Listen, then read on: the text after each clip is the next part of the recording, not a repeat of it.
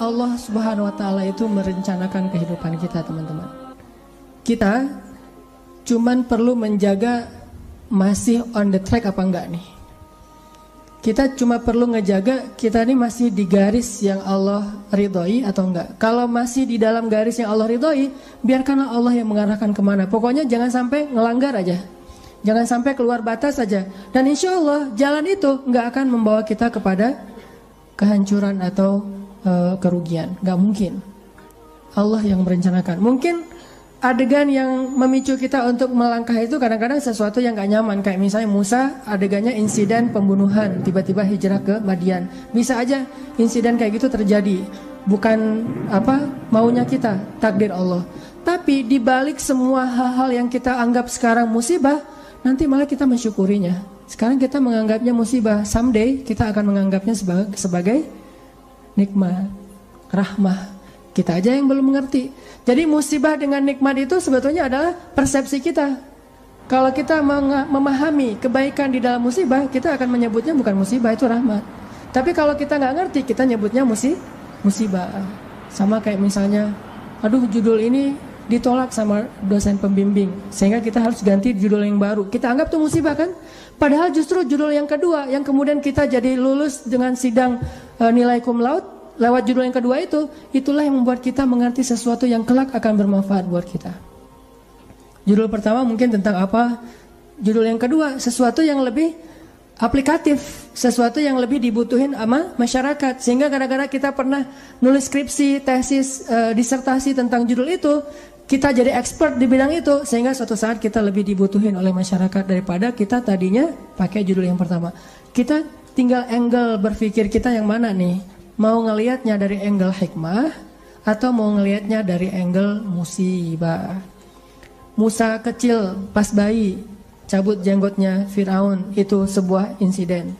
Musa dihanyutkan ke Sungai Nil, itu sebuah kejadian yang kayaknya tragis banget. Terus Musa ngebunuh orang, terus Musa kehausan di tengah-tengah padang pasir, ketemu cewek terus ngasih minuman ternaknya tapi nggak dibayar. Semua ini rencana Allah yang kita nggak ngerti sekarang. Tapi someday ketika kita udah ngelihat hasilnya, kita akan mengatakan, Masya Allah, Allah Maha Besar yang mengatur hidup saya sampai menjadi seperti sekarang ini. Makanya saya pernah cerita, mungkin teman-teman ada yang nonton di YouTube. Dulu ketika di Mesir, pulang dari Mesir tuh, saya ikut istri ke Bandung. Istri saya ngajar di Bandung, akhirnya kita ke Bandung. Saya nggak senang waktu itu belum dapat hidayah ya, nggak senang ngajar di kampus, nggak senang ngajar di pondok pesantren. Tapi karena terpaksa, nggak ada kerjaan, saya ngelamar-lamar gitu ke pondok-pondok pesantren. Semua nolak, alasannya sama, lebih banyak guru daripada murid. Ya udah deh, gak apa-apa, karena nggak ada yang nerima. Saya pikir, kok saya pulang-pulang jauh-jauh dari Kairo tapi nggak punya kerjaan ya, kayak malas gitu. Malah ngelamar jadi kuli aja nggak diterima. Soalnya kuli itu yang dilihat keahlian dan otot kan. Saya punyanya ijazah LC, nggak nyambung dengan perkuliahan gitu. Akhirnya nggak punya kerjaan, saya nerjemahin buku. Udah capek-capek nerjemahin buku, pas dikasih ke penerbit katanya buku itu udah terbit, terjemahin sama orang lain. Saya salah milih judul. Akhirnya nulis buku sendiri yang belum diterbitin orang. Walaupun kalau bahasa Sunda mah capruk, gak jelas ngomong apa gitu. Pokoknya nulis aja, nulis. Udah selesai nulis, dikasih ke penerbit, gak ada yang mau nerbitin karena gak layak katanya. Kan ini adegan-adegan yang awalnya kita anggap sebagai kesulitan, musibah kan. Karena gak mau diterbitin sama penerbit, akhirnya saya kepikiran lagi, ya udah kenapa gak diterbitin sendiri aja. Diterbitin sendiri, alhamdulillah minjem uang dari teman 30 juta, dan dia Allah takdirkan dilembutkan hatinya, mau aja, padahal nggak kenal amat, baru kenal juga beberapa bulan, mungkin ngeliat muka saya tuh muka melas gitu ya. Jadi saya pinjam dong 30 juta. Oh ya udah ambil aja, 30 juta. Dia punya percetakan, sampai sekarang jadi teman baik. Dia yang punya percetakan, udah nggak apa-apa, Ustadz cetak aja, ntar bayarnya waktu terserah Ustadz. Dikasih waktu 6 bulan. Saya cetak, udah gitu terbitin sendiri. Dijual seluruh Indonesia. Caranya kirim pakai bus-bus malam gitu kan. Saya pakai kardus Marlboro ngangkat.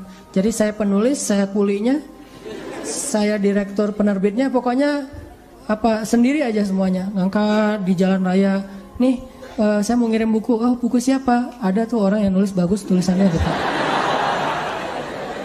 Kirim ke Sumatera, ke Sulawesi, ke Jawa, udah dikirim, nggak ada yang balik. Terus laporannya nggak jelas, orangnya kemana nggak ngerti karena nggak kenal amat gitu, lewat internet doang, lewat email. Nggak ada laporan. Waktu itu sekitar 3.000 buku, 1.000 yang dikirim keluar kota itu raib aja, nggak ada hasil. 2.000 lagi, ya udah saya jual di Bandung aja kalau kayak gini. Jual di Bandung, pas ada kayak Islamic Book Fair ya, pameran buku Islam. Saya nyewa satu space di stand salah satu penerbit Islam di Bandung. Nggak nyewa stand, nyewa space doang di depan. Saya pakai X banner, terus pakai meja, ngangkut pakai motor sendiri, pakai topi biar nggak ada yang tahu, pakai masker. Taruh, ngerjain sendiri semuanya, udah beres semuanya, pergi ke belakang, ganti baju yang baju kemeja, pakai dasi gitu, sepulpen. Udah gitu, pakai rambutnya dirapiin, berdiri di sebelah X banner. Orang-orang pada nggak kenal kan buku ini baru banget. Ya, buku apa? Oh ya ini bukunya bagus. Siapa penulisnya? Karena di X banner itu wajah paling besar tuh wajah saya. Jadi tulisan buku apa tuh kecil-kecil aja. Yang penting wajahnya yang gede gitu. X banner foto saya yang paling besar. Qadarullah waktu itu saya ngambil foto kan sembarangan aja dari foto-foto lama tuh. Saya ada foto baju putih dan mungkin kalau orang perhatiin kelihatan. Ternyata di sini ada uang 1.000. Kelihatan ada uang 1.000 di foto itu teh. Saking memprihatinkan. Mulai alhamdulillah 3 bulan bisa membayar hutang di percetakan. Mulai berkembang, bikin bisnis waktu itu belum ada pulsa di Alfamart, Indomaret, masih M-Kios gitu. Punya 60 cabang M-Kios di Bandung.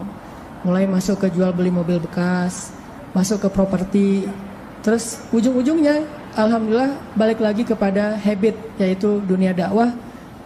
Jadilah sekarang di Pemuda Hijrah dan saya tinggalkan yang usaha-usaha kayak gitu biar fokus kepada dakwah. Tapi akhirnya saya berpikir kalau dulu saya mungkin diterima ngajar di suatu tempat, mungkin saya nggak akan pernah ngelakuin hal-hal yang seperti sekarang. Kalau dulu saya diterbitin bukunya oleh orang lain, mungkin saya nggak akan pernah nulis sendiri dan seterusnya dan seterusnya. Banyak hal yang kita sebut sekarang musibah, besok kita bilang itu sebuah nikmat. Angle-nya doang yang berbeda. Tinggal kita yakin nggak sama Allah Subhanahu Wa Taala. Jadi bisa jadi hari ini ditolak atau hari ini diputusin, suatu saat kita mensyukuri keputusan itu. Alhamdulillah saya diputusin, itu disyukurin. Kenapa? Gara-gara diputusin, akhirnya dia menikah dengan orang yang lebih baik daripada kita. Syukur kan? Namanya cinta sejati. Gimana? Harus syukur. Alhamdulillah dia dapat yang lebih layak daripada saya. Dan saya mah nggak dapat sampai sekarang misalnya. Ya nggak apa-apa. Kayak Julaibib ya. Tunggu aja di masjid. Kan gak enak banget awalnya tuh. Gimana kita menganggap diputusin itu nikmat. Apalagi diputusin dengan bahasa kita adik kakak aja ya. Kan berat ya. Gak enak kalau kayak gitu teh. Cuman nanti suatu saat kita akan mensyukuri nikmat itu. Kayak banyak orang yang ngerasa kok saya ngeband udah sekian lama tapi gak ada yang masuk ke dapur rekaman. Sampai dia bikin kayak semacam sponsor me kan.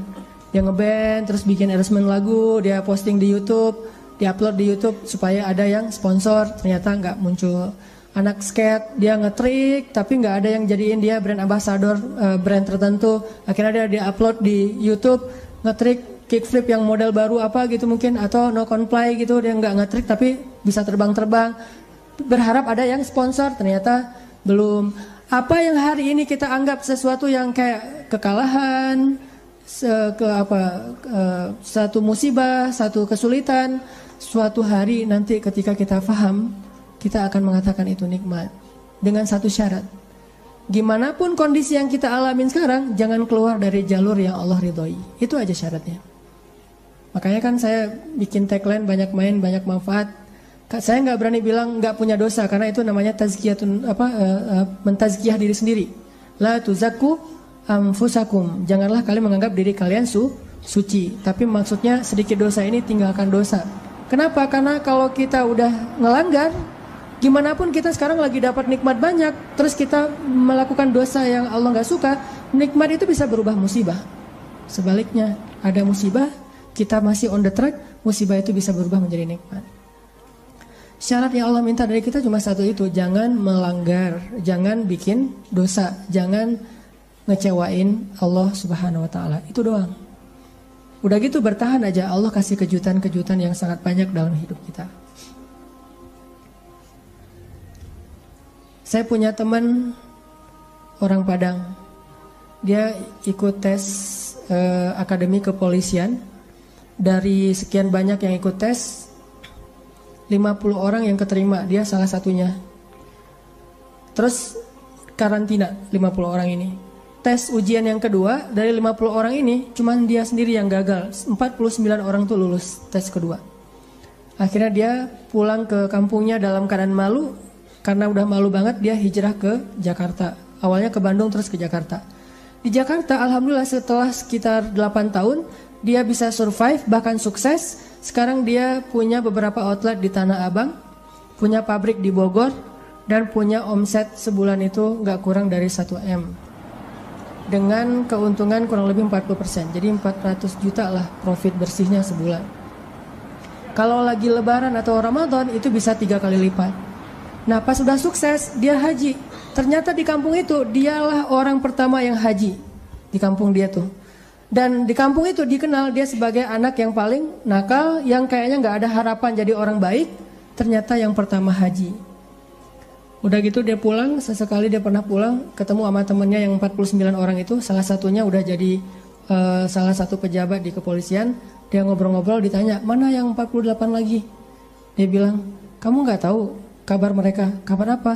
Tahun 2004 mereka ditugaskan di Brimob Aceh, di Banda Aceh. Asrama Brimob Banda Aceh itu dekat dengan laut. Terjadi musibah tsunami, satu asrama Brimob itu habis semua dan 48 mereka itu meninggal dalam musibah tsunami. Baru dia sadar, Masya Allah, Allah punya rencana. Semuanya di dalam aturan Allah Subhanahu wa taala. Sehingga dia akhirnya mensyukuri kegagalan dia dulu di tes kepolisian. Walaupun yang lulus juga baik, yang gagal juga baik. Jadi ini bukan soal buruknya, tapi soal antara satu kebaikan dengan kebaikan yang lain. Yang lulus baik, yang ternyata gak lulus juga, Allah simpan kebaikan dengan cara yang lain.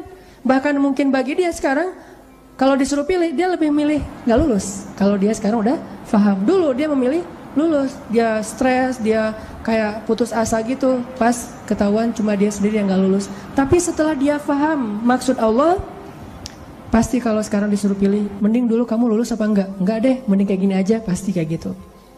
Jadi kita butuh waktu untuk mengerti teman-teman tentang maunya Allah itu apa. Sama kayak sekarang, kita butuh waktu untuk mengerti kenapa di usia segini masih sendiri. Butuh waktu untuk mengerti. Mungkin Allah emang lagi mempersiapkan calon imam kita yang ideal banget. Nah untuk mendapatkan seseorang yang ideal itu kan butuh waktu. Kalau yang apa adanya kan, yang apa diobral gitu kan gampang. Tapi ini karena terlalu istimewa, kayak permata, mutiara, itu benar-benar dibentuk saking istimewanya, butuh waktu yang lama. Sama kayak kita beli kendaraan. Kalau yang warnanya pasaran kan langsung ready stock ya. Tapi kalau yang warnanya paling unik sendiri kan inden kan. Sampai mau beli satu kendaraan aja indennya bisa 2 bulan. Kenapa? Warna ini jarang Pak, istimewa, sehingga harus inden. Kalau yang ready stock banyak tuh warna standar aja. Begitu juga dengan jodoh. Ada jodoh ready stock, ada jodoh inden. Nah yang inden ini biasanya istimewa. Itu salah satu hikmahnya. Siapa tahu emang dia inden karena lagi mengkhatamkan Al-Quran. Dia berazam, ya Allah saya gak pengen nikah dulu sebelum khatam juz 30. Gak harus 30 juz kan. Sebelum khatam juz 30. Berapa lama? 15 tahun. Nah mungkin dia pengen hafal juz 30 juz. Mungkin dia pengen hafal 100 hadis. Mungkin dia pengen mapan dulu supaya bisa benar-benar membahagiakan dan menafkahi keluarga besar, bukan cuma istrinya tapi juga mertua dan segala macam.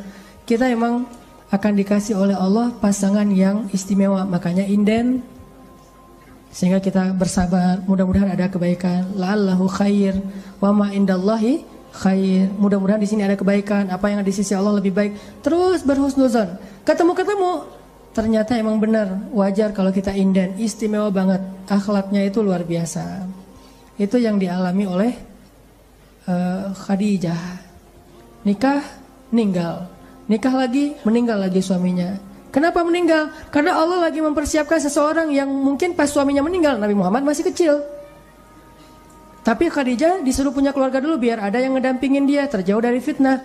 Cuman gak boleh lama-lama, harus pergi karena mau digantiin oleh orang yang lebih istimewa, yaitu Muhammad SAW. Mungkin bagi Khadijah ketika suami pertamanya meninggal itu musibah, nikah lagi. Suami kedua meninggal, lebih musibah lagi. Udah gitu sendiri sekian lama baru ketemu dengan orang yang paling istimewa. Gak ada manusia yang lebih istimewa daripada suaminya Khadijah, yaitu Rasulullah SAW. Allah punya rencana. Awalnya Khadijah menangis, yang kedua Khadijah menangis, tetapi setelah dia faham rahasia yang ketiga, mungkin dia akan mengatakan bahwa inilah yang terbaik untuk saya. Kalau saya tahu ini dari dulu, maka saya akan tahu bahwa Allah itu maha baik kepada saya. Ini artinya Allah punya rencana. Kurang baik apa suami kayak Rasulullah? Nih, mungkin kita yang berada di sebelah kanan ini lagi disiapin sama Allah untuk belajar akhlak dari Rasul, supaya nanti kalau ketemu yang di sebelah satu lagi, insya Allah kita benar-benar bisa membahagiakan dia seperti Rasul membahagiakan